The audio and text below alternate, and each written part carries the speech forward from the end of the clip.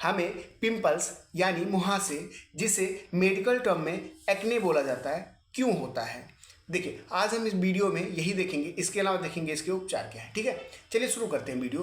देखिए, हमें पता है कि हमारे शरीर में छोटे छोटे क्या होते हैं, छेद होते हैं, आपको पता होगा, यानी पोर्स होते हैं, जिसके रास्ते अंदर से, शरीर के अंदर से बहुत सारी चीज़ें बाहर निकलती हैं, जो गंदगियाँ होती है वो बाहर निकलती है। लेकिन अगर किसी भी कारण से अगर ये पोर यानी छिद्र ब्लॉक हो जाए, छेद ब्लॉक हो जाए, तो हमें क्या हो जाता है, पिंपल्स हो जाता है। अब ये होता कैसे हो मतलब हो क्यों क्यों सकता है। देखिए, अगर मान लीजिए कोई इंसान चेहरा साफ नहीं करता है अच्छे से, तो क्या होता है, जो पोल्यूशन होता है, बाहर के कचरे होते हैं, वो डिपॉजिट हो सकते हैं, वो जम जाते हैं, तो रास्ता जो छेद होता है वो ब्लॉक हो जाता है। इसके अलावा और क्या हो सकता है, इसके अलावा बैक्टीरिया का इन्फेक्शन हो सकता है, या अंदर से कुछ चिपचिपा सा देखा होगा, तेल जैसा निकलता है, वो ही ब्लॉक कर देता है। इसके अलावा आपने देखा होगा जो किशोरावस्था यानी टीनेजर, मतलब कि 10 साल से लेकर 18-19 साल का जो एज होता है, इसमें बहुत ज़्यादा देखने को मिलते हैं पिंपल्स। कारण होता है हार्मोन जो होते हैं वो ऊपर नीचे होते हैं, जिसे हार्मोनल इम्बैलेंस बोलते हैं, इसके नाते भी हो सकता है। ठीक है,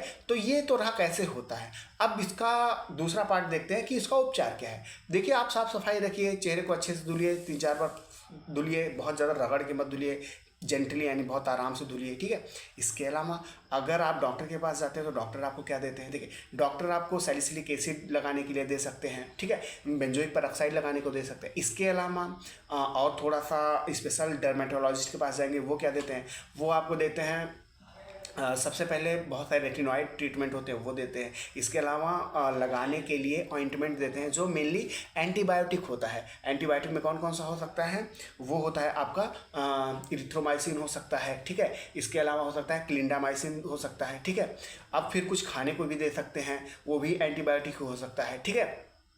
इसके अलावा क्या दे सकते हैं, इसके अलावा कुछ स्पेशल रेटिनॉइड होते हैं, जैसे आइसोट्रिटेनोइन, जिसे एक्यूटेन भी बोलते हैं। ये हमेशा नहीं दे सकते हैं, ठीक है, ये स्पेशल केस में ही हम दे सकते हैं, ठीक है, और बहुत ज़्यादा देख रेख में देते हैं, ठीक है।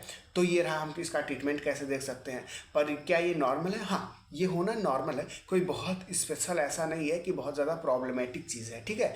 तो आप समझिए, मुझे लगता है आपको वीडियो समझ में आ गया होगा। अगर आपको वीडियो समझ में आया है तो लाइक ज़रूर कर दीजिएगा। मिलते हैं अगले वीडियो में, तब तक के लिए बाय बाय।